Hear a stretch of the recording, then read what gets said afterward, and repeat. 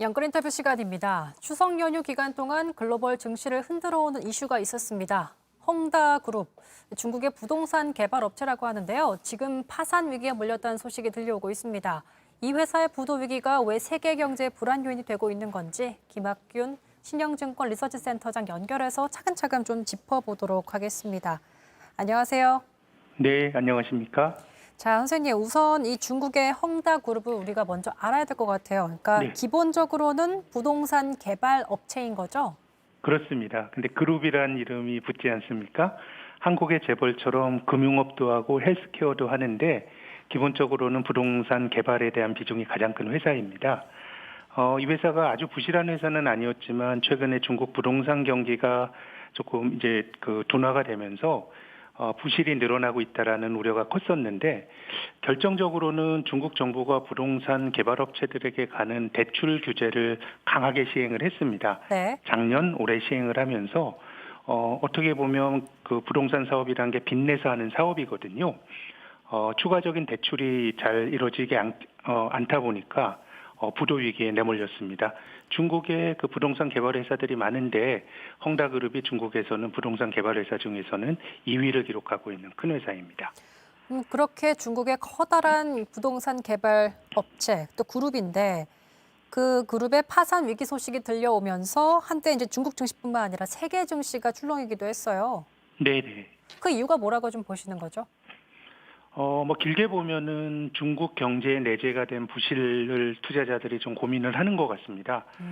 경기가 둔화될 때 즉각적으로 쓸 수 있는 처방이 토목이거든요. 네. 뭐 건물을 짓고 하게 되면 콘크리트도 쓰고 사람을 고용하고 하다 보면 성장률을 높이는 데 그 도움이 되는데 이거 지어놓고 팔리지 않으면 나중에 부실이 되거든요. 그래서 중국 부동산에 대해서는 그동안에도 여러 가지 우려가 있었는데 헝다그룹의 부도 위기로 중국 부동산에 내재가 되어 있는 버블에 대한 우려가 좀 커졌던 것 같고요. 단기적으로는 2008년도 리먼 브라더스와 비슷한 파장을 좀 우려하는 시각도 있는 것 같습니다. 맞아요. 근데 제 생각에는 리먼 브라더스와 헝다를 비교하는 거는 좀 맞지 않는다고 생각하는데요. 음, 헝다가 355조 원 그 부채를 가지고 있습니다. 네. 우리 원화 기준으로 보면 굉장히 크지만 중국 GDP의 0.03% 수준입니다. 리먼 아, 파산 당시에 미국의 모기지 부실은 미국 GDP의 15%까지 달했으니까 네. 이제 뭐 규모 면에선 차이가 크고요. 또 2008년도 리먼이 파산했을 때는 미국 서브프라임 모기지 관련한 상품에 한국의 투자자를 또 투자했을 정도로 굉장히 복잡하게 금융 구조화 상품을 만들면서 그 규모가 얼마나 될지 또 누가 얽혀 있는지 이런 것들이 굉장히 불확실했었는데 헝다그룹은 이런 점에서 보면 굉장히 심플한 구조이기 때문에 뭐 중국 경제에 대해서는 장기적으로 좀 부정적인 요인으로 보는 게 맞습니다만은 리먼 파산 때와 같은 금융위기가 재현될 가능성은 저는 높지 않다고 봅니다. 중국 내에는 영향을 끼칠 수 있지만 세계 증시에는 그렇게 큰 영향을 주지 못할 것이다라는 네, 말씀이시죠? 자, 그렇습니다. 근데 오늘이었습니다. 23일까지 일단 헝다그룹이 일부 이자를 지급할 거란 입장을 보이면서 진정되는 듯 보였지만 오후에 나온 소식입니다. 이대 주주가 보유 지분 전량 매각 의사를 내비쳐서 이건 또 무슨 메시지일까 궁금해지거든요. 제 생각에는 이게 중국 정부의 의중이 들어가 있다고 봐야 됩니다. 이제 음, 대출 규제를 하면서 헝다가 이제 디폴트 리스크에 이제 내몰리고 있는데요. 네, 중국 정부가 지금 부동산 대출 업체만 건드리는 게 아니고 빅테크 기업부터 뭐 배달하는 배달앱, 공유 차량 업체, 사교육 업체 전부 건드리고 있거든요. 맞습니다. 규제가 심해지고 있죠. 네, 이런 점에서 보면 중국 정부의 눈밖에 났다 그러면은 이게 장기적인 안위가 여전히 좀 위태위태하다고 봐야 될 것 같고요. 광저우 헝다가 그 중국 정부 눈밖에 난 이유는 제 생각에는 과도한 사업 다각화 같습니다. 제가 광저우 헝다를 처음 알게 된 게 축구단 때문에 알게 됐거든요. 네, 이 중국이 축구 잘 못하지 않습니까? 근데 이 광저우 헝다라고 하는 축구단이 K리그에 있는 한국 축구팀도 이기면서 2013년, 15년에 아시아 클럽 챔피언을 했습니다. 중국 축구단이요. 네.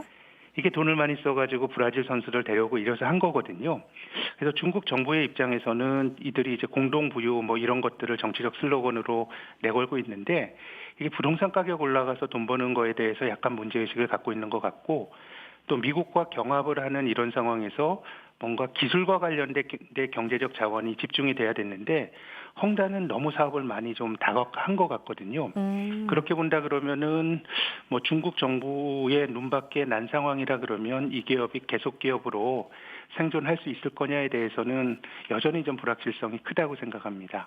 그러니까 부동산도 규제가 들어가 있던 상황에서 사업 같은 걸 좀 다각화해서 여러 가지를 하다 보니까 중국 정부가 규제하려고 일부러 좀 그런 것이다라는 말씀이시죠? 저는 그런 점이 조금 눈밖에 난 측면이 있지 않나 생각합니다. 자, 그렇게 되면 가장 궁금한 게 디폴트를 그대로 하게 될 것인가, 중국 정부가 개입하지 않을까라는 생각도 좀 들거든요. 약간 길들이기가 제 아닐까 생각엔 싶기도 해서요. 부도 가능성이 있는데요. 뭐 질서 있는 부도를 내겠죠. 저는 최근에 중국이 돌아가는 걸 보면 일본의 90년대와 2000년대 초에 잃어버린 20년을 좀 이제 떠올리는데요. 경기가 안 좋아지니까 자꾸 토목에 이제 투자를 합니다. 투자할 땐 성장률을 방어하지만 그게 지나고 나면 거의 이제 쓸데가 없는 비용이 되는 건데, 그래서 일본의 잃어버린 20년을 우리가 보면 한국의 외환 위기나 카드 위기와 같은 심각한 금융 위기가 발생하진 않았습니다만은 네, 20년 동안 그냥 경제가 되는 것도 없고 안 되는 것도 없는 정체도 활력을 있었죠. 잃은 상태로 상당 기간 유지가 됐었는데요. 네. 중국도 그런 쪽으로 가는 거 아닌가라는 생각이 들고요.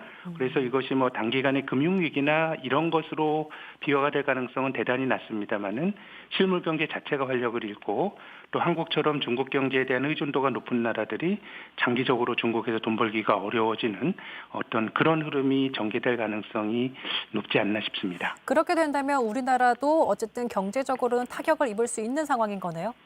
그럼요. 우리가 지난 10여 년 동안에 과거에 경험해보지 못했던 저성장을 경험하는 것도 길게 보면 중국 경제에 문제가 생기면서 우리가 2000년대 초반 10년은 중국으로부터 가장 큰 수혜를 받는 나라였는데 최근 10년은 그런 수혜가 약해지면서 한국 경제 전반의 성장이 둔화가 됐다고 저는 생각을 하는데요.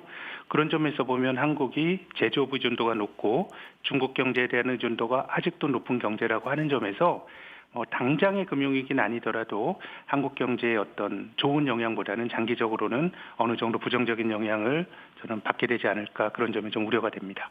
헝다그룹이 어쨌든 파산 위기 얘기 나오면서 리스크가 하나 더 생긴 셈으로 치면 될 것 같습니다. 준비를 좀 해야겠습니다. 자, 지금까지 네, 그렇습니다. 김학균 신영증권 리서치센터장과 얘기 나눠봤습니다. 오늘 인터뷰 고맙습니다. 감사합니다.